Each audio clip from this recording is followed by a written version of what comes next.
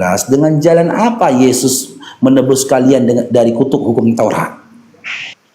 Ya, sesuai yang tertulis, dengan jalan menjadi kutuk. Dengan jalan menjadi kutuk. Ya, maka Yesus pun terkutuk. Karena apa? Dia mengambil jalan yang terkutuk.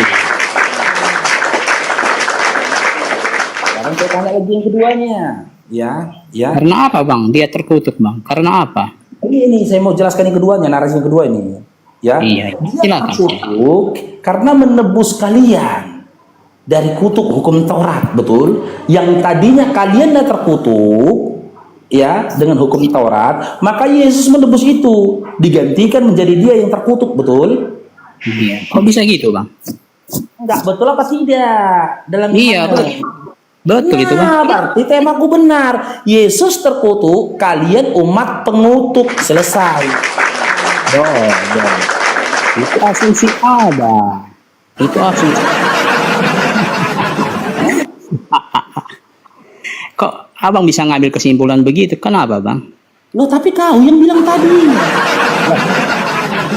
Tidak ada bilang kami pengutuk. Tidak ada. Oke, sekarang saya tanya lagi. Selain dengan jalan menjadi kutuk, adakah jalan lain bagi Yesus untuk menyelamatkan kalian?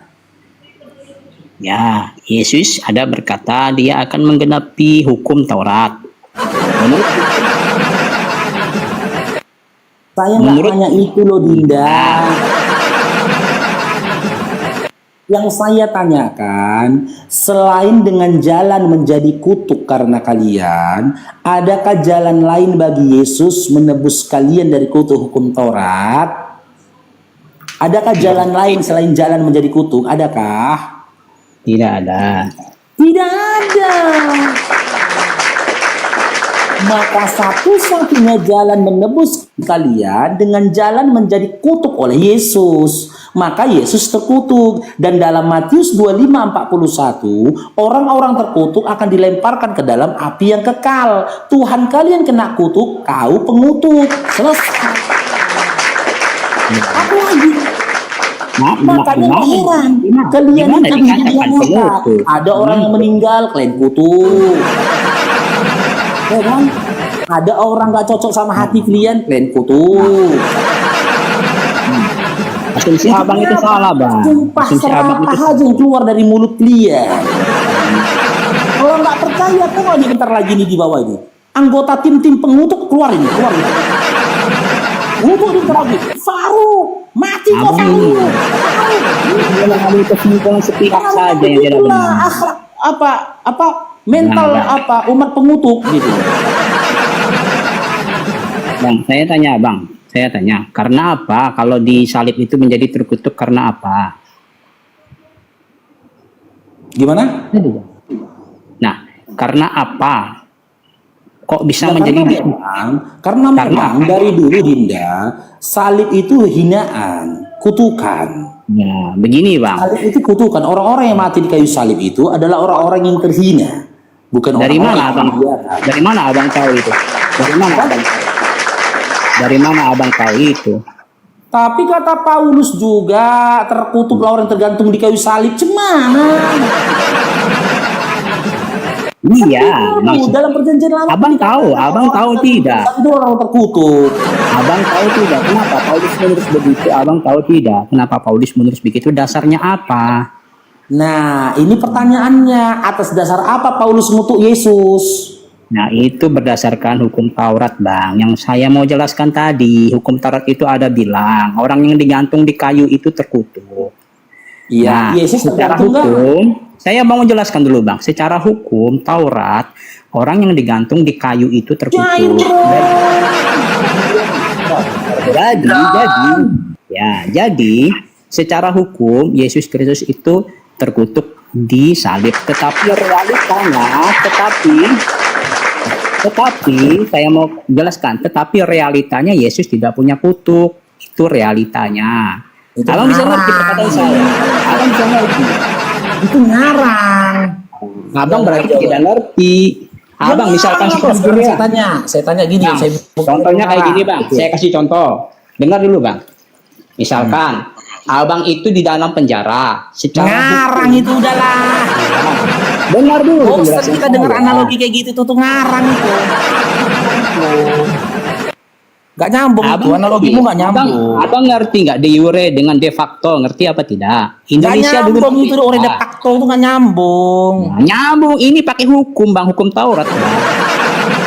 Sekarang gini aja Dinda. Abang tidak ngerti hukum Taurat, makanya abang tidak tahu itu apa Sekarang yang gini aja sebenarnya Dinda. terjadi. Gini Dinda, kita kaji pelan-pelan Dinda ya. iya. Tarik napasmu Dinda. Biar sampai ilmunya, tarik napasnya. Saya selalu tarik nafas bang. Saya tidak selalu tarik nafas bang. Oke. Sekarang begini saja ya. Menurutmu ya, kematian Yesus dengan tergantung di kayu salib dalam kondisi terkutuk itu keinginan siapa? A. Keinginan Bapak. B. Keinginan Yesus. C. Keinginan Paulus. Kasih datanya silakan.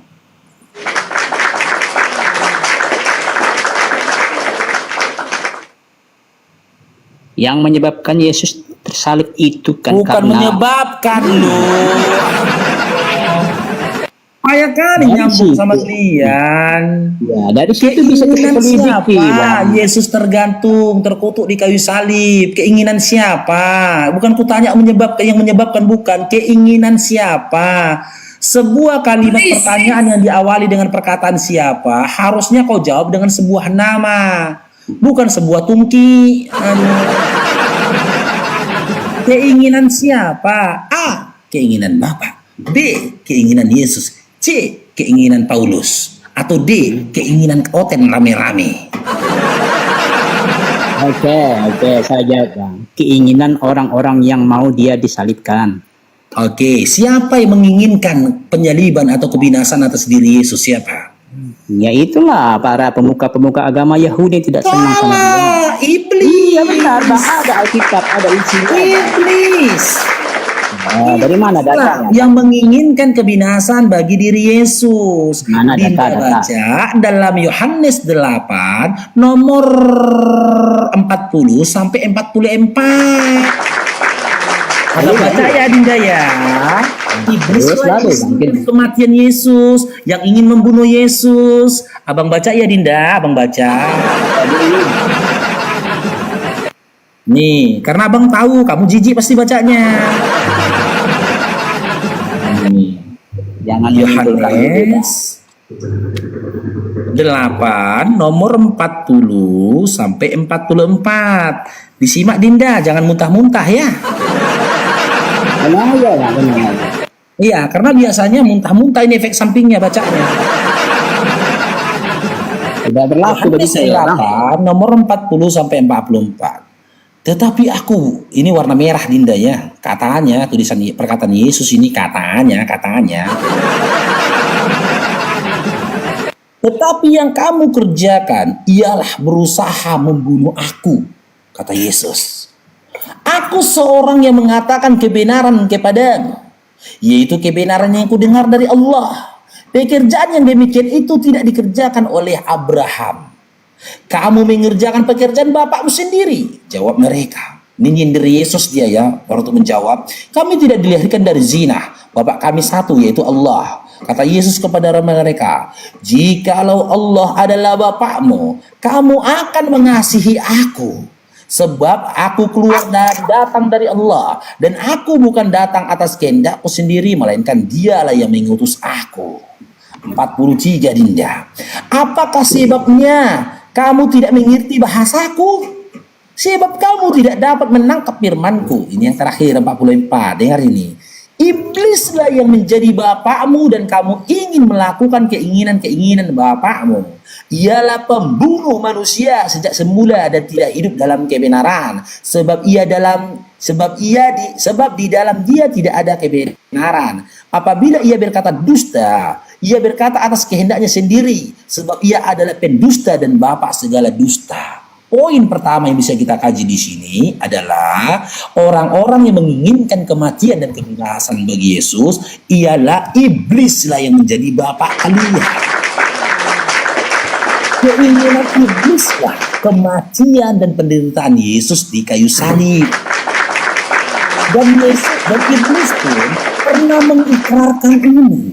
pernah meminta ini kepada Yesus yang tertulis dalam kitab Lukas 4 dan Matius 4 ketika iblis memerintahkan Yesus untuk jatuh dari atas bait Allah. Jika kau memang adalah anak kesimpulannya gimana, Bang? Kesimpulannya gimana? jatuhkanlah dirimu dari atas ke bawah. Niscaya To the point Tuhan aja, akan Bang. menurunkan malaikat ya To the agar point kakimu aja. tidak To the terjatuh point ke aja. tanah.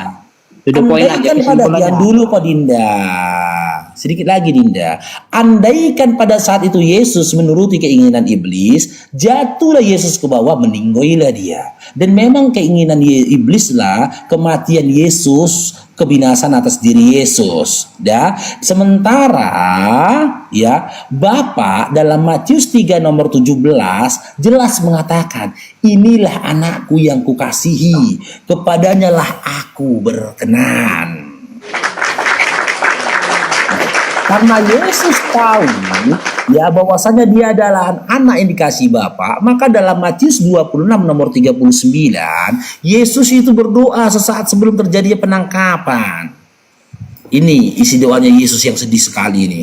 Sedih sekali doa dia ini. Tapi Oten gak punya hati ya, sehingga dia menutup mata atas doa Yesus yang sangat menyedihkan. Cepat Bang, jangan Ini bertele-tele. kisahnya Bang. kita baca dari nomor 35 saja nih, yang biar dapat poin sedihnya ya. Cepat, jangan bertele-tele, Bang. Nih, kita baca ini. To the point aja, Bang, jangan bertele-tele. Loh kok jatuh? Bentar ya. Ah, kelamaan Bang ini. Habis waktuku, Bang.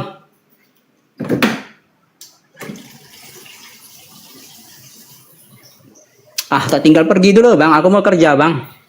Turun Bang Paro, akunmu satu lagi turun. Kenapa kau avocado? Ya ampun. Enggak, aku tadi baca Bibel dia berak rupanya teman-teman. Ya, cepat gini aja. Ini tak tunggu. Berak dia lagi baca Bibel. Tak tunggu. Ah, ini kita baca dari nomor 35 ya. Ya, cepat. Dari nomor 36 di Taman Getsemani nih. Ini kisahnya sedih nih teman-teman. Waktu masih Kristen aku. Aku baca dulu sedih nih, tapi Oten bahagia dia. Oh, abang bekas Kristen ternyata ya.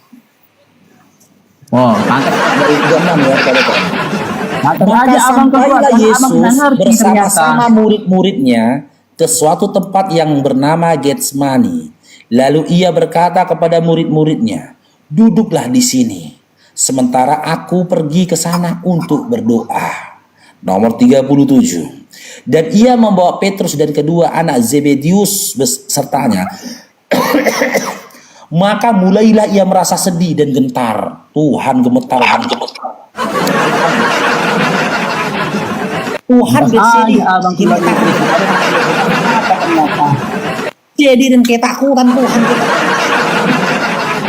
Ketakutan Tuhan sama tentara Romawi ketakutan. Cocok aja abang. Kita ulang lagi ya. Dan ia membawa Petrus dan kedua anak Zebedeus sertanya. Maka mulailah ia merasa sedih. Sedih Tuhan ya teman-teman ya. Ingat itu. Dan gentar. Ya. 38. Lalu katanya kepada mereka. Kata Yesus ini ya kepada mereka. Hatiku sangat sedih. Sedih Tuhan teman-teman. Satu-satunya Tuhan yang sedih dan ketakutan hanya Karis. Jangan tele-tele, Bang. Abang ini mau Satu-satunya jadi Tuhan badut. yang sedih dan gentar. Abang dari Ketakutan itu Tuhan tele-tele kau. aja. Apa yang mau abang katakan apa? Diam dulu lah kau babi. Babi lagi ku bilang kan. Avocado. Kau pun diam. Aku baca Bibel ini. Bapak gembala ini baca Bibel ini. Lalu katanya kepada mereka. Kamu tuh hatiku sangat sedih. bertele-tele aja. Buang-buang Seperti waktu mau saya mati aja. rasanya.